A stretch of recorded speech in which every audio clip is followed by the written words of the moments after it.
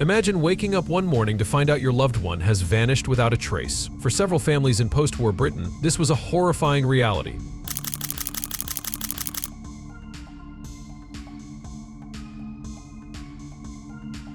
George Haigh, later known as the acid bath murderer, preyed on wealthy individuals, luring them with promises of lucrative investments. Once he gained their trust, he would mercilessly kill them and dissolve their bodies in acid, believing this would erase all evidence of his crimes.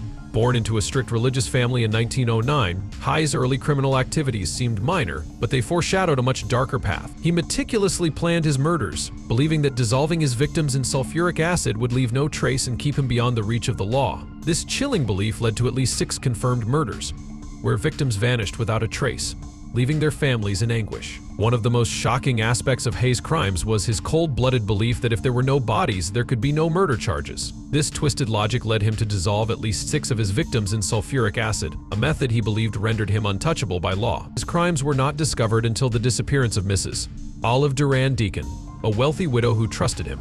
Her sudden vanishing sparked an investigation that ultimately revealed Haigh's horrifying actions. What makes this case even more disturbing is Haigh's own confession. He calmly detailed his gruesome methods to the police, showing no remorse. He even claimed to have drunk his victim's blood, adding a grotesque layer to his already horrific crimes. This admission painted a picture of a man who not only killed for gain but derived a macabre satisfaction from his actions. Let's go back in history and uncover the true horror of a man who believed he could literally dissolve his past. George Haigh, known as the acid bath murderer, was born on July 24, 1909, in Stamford, Lincolnshire, England. His parents, John Robert Haigh and Emily Haigh, were strict members of the Plymouth Brethren, a conservative religious group. They imposed severe discipline and sheltered him from the outside world, which had a profound effect on young John. Growing up, John was a quiet and introverted child. He was taught to believe that the world was evil, and his parents' strict religious practices left him feeling isolated and repressed. Despite his strict upbringing, John showed signs of intelligence and artistic talent. He excelled in school and developed a love for music, particularly the piano. As a teenager, John struggled with the strictness of his home life. He longed for freedom and excitement, which he found in small acts of rebellion. Despite his parents' disapproval, he began attending social events and mingling with people outside his religious community. This taste of freedom only intensified his desire to escape his restrictive upbringing. After finishing school, John took a job as an apprentice to a motor engineer.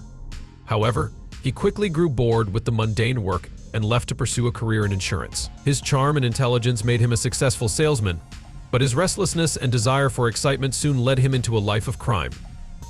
In 1934, John married Beatrice Betty Hamer, but the marriage was short-lived. He was arrested for fraud and sentenced to prison, which led to Betty leaving him and their marriage being annulled.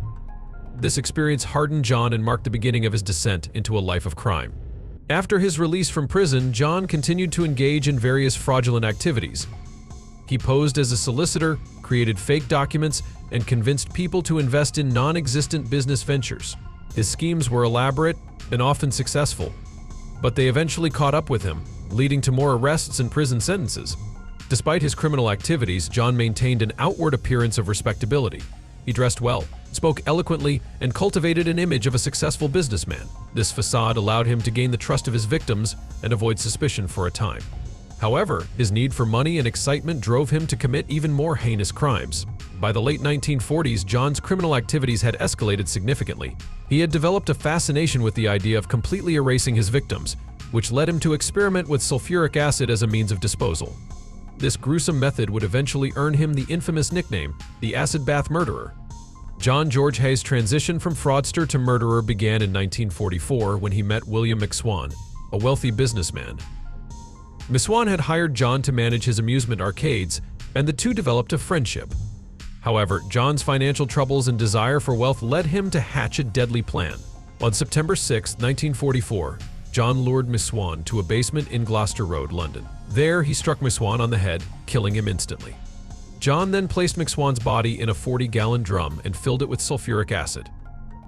Over the next few days, the acid dissolved the body, leaving behind a sludge that John disposed of in a manhole. With McSwan out of the way, John took control of his assets, including his properties and bank accounts. He told McSwan's parents that their son had gone into hiding to avoid being drafted into the military. The elderly couple believed him, and John continued to manage their affairs while siphoning off their wealth. John's next victims were McSwan's parents, Donald and Amy. In July 1945, he lured them to the same basement with the promise of news about their son. Once there, he murdered them in the same manner as their son, dissolving their bodies in acid and disposing of the remains. He forged their signatures on documents, transferring their assets to himself. The murders of the McSwan family marked the beginning of John's gruesome killing spree. His method of dissolving bodies in acid allowed him to avoid detection and gave him a false sense of invincibility. He believed that without a body there could be no crime, and this belief drove him to continue his murderous activities. George Haigh's next victims were Dr. Archibald Henderson and his wife, Rosalie. In 1947, John met the Hendersons through a mutual acquaintance. Dr. Henderson was a wealthy physician, and John saw an opportunity to exploit their wealth for his gain.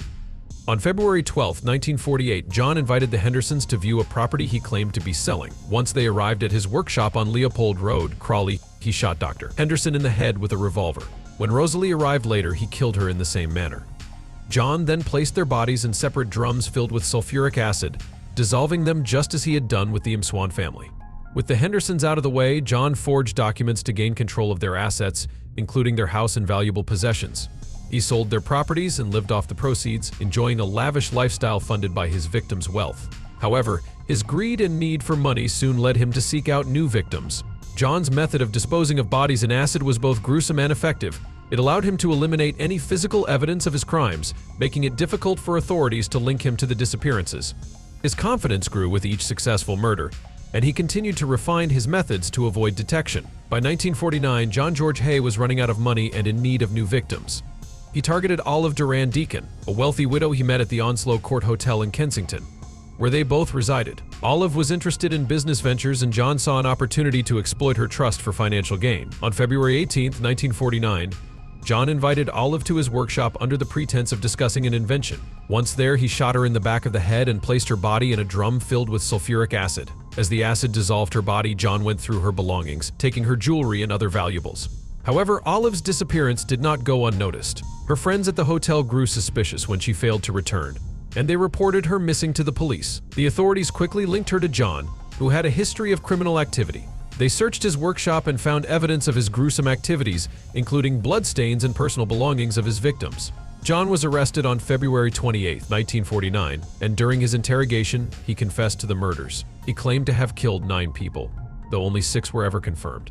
His detailed accounts of the murders and his method of dissolving bodies in acid shocked the investigators and the public. George Haigh's trial began on July 18, 1949, at Lewes Assizes. The case quickly garnered widespread media attention due to the gruesome nature of his crimes and his cold, calculated demeanor. John showed no remorse for his actions and calmly described his method of murder and body disposal. During the trial, the prosecution presented overwhelming evidence against John, including witness testimonies and forensic evidence. The acid bath method was central to the case, as it demonstrated John's meticulous planning and execution of the murders. The remains of his victims, although mostly dissolved, provided enough evidence to convict him.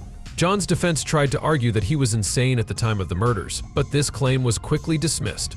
The jury found him guilty of murder, and on August 10, 1949, he was sentenced to death by hanging. John's calm demeanor throughout the trial and his lack of remorse only solidified the public's perception of him as a cold-blooded killer.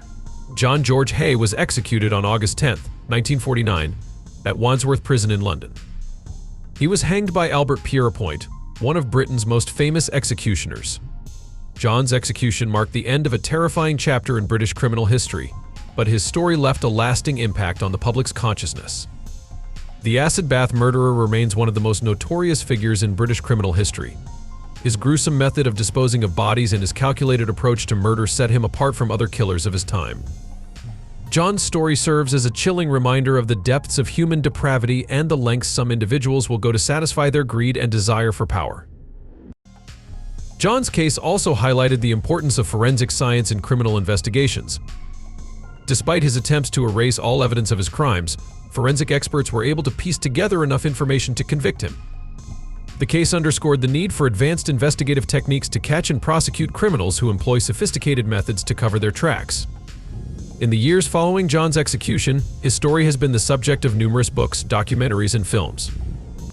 The public's fascination with his crimes and his cold, calculating nature continues to captivate audiences and serves as a stark warning about the dangers of unchecked ambition and greed. The legacy of George Haigh, the acid bath murderer, is a grim testament to the darkest aspects of human nature. His story serves as a reminder of the importance of vigilance, justice, and the need to remember the victims of such heinous crimes.